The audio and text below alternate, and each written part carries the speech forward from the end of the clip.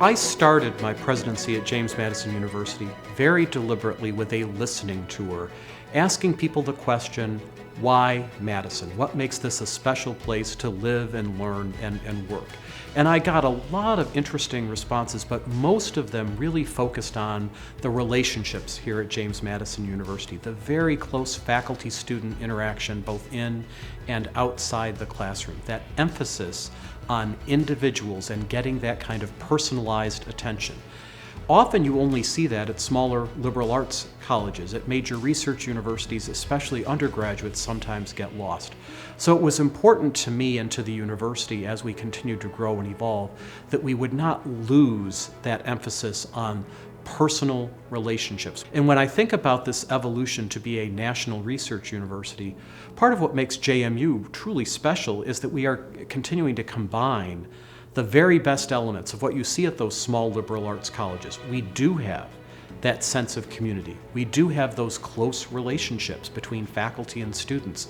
And yet, we also have the research opportunities that you typically see at much larger research institutions. And we have great graduate programs at the master's level and, of course, now at the PhD level as well. But what makes JMU different and quite unique in American higher education is we've never lost our focus on those personal relationships, on the importance of the teaching function. JMU faculty are deeply committed to the teacher-scholar modeling that they provide to our students. Not only are they deeply committed to their classwork, but it's outside of class. It's what happens in that engagement, in the conversations, in their interactivity, in the mentorship and advising they provide. And we know that this is the case because our students tell us about this. The students tell us about the incredibly valuable and deep relationships they maintain with faculty long after they graduate.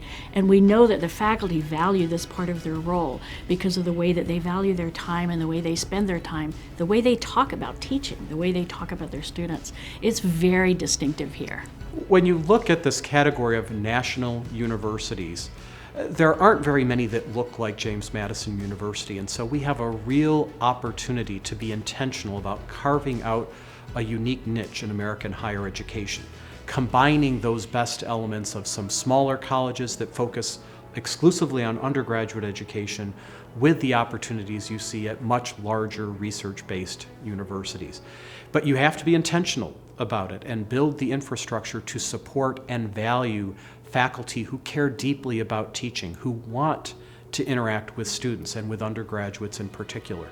That's what we've consistently done at James Madison University, and that really is the basis for our national reputation. Our founding as a teacher school really shows the heart of JMU. It's all about preparing next generations. It's all about preparing them to be active citizens, but to be fully engaged with whatever their field of knowledge is. Oftentimes we're compared to Virginia Tech, University of Virginia, George Mason. No, we have claimed this space, and we are a very distinctive blend of teaching, scholarship, anchor institution, community engagement, holding our own in a national space, being seen for that, and stop for a moment and look at who we are here at James Madison, that's huge. So JMU has not been a regional institution for a very long time, but this new categorization and recognition really reflects who we actually are and who we've been now for some time. I think now our peers in higher education as well as the general public will truly see that James Madison University has evolved into a national model and a truly national university.